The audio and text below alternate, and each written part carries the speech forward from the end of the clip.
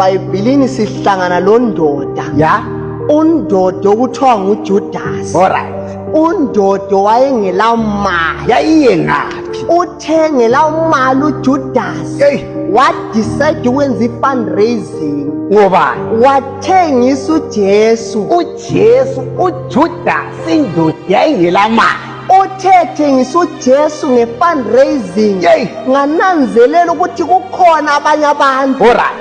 abathengisa uJesu ngokungabi lemali. Hey.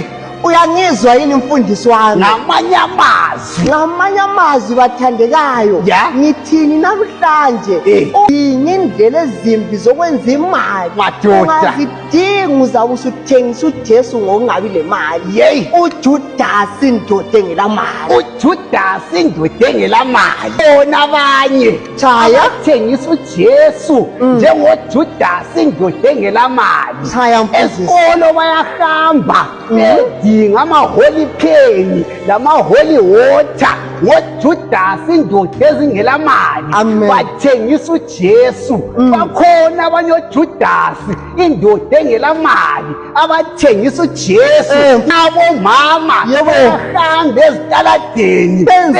bethengisa umzimba. Hey, ngoJudas indoda ezingelamali. Awufundi. Amanye amazwi sithi thina uJesu nguye i-bank account yethu. Ungadecide ukumthengisa uzasala ungelamali. uJudas wasala engelamali wahamba wayalenga esitahleni. Alright. Wana Judas ungamthengisi uJesu Yes. ngoba uJesu uthi look into the storehouse ngoba kunemali eningi. Amen. Khangela mntanami, Yeah. ngiready ukukunika imali. Sure. Uyenze njengoJudas indoda engelamali.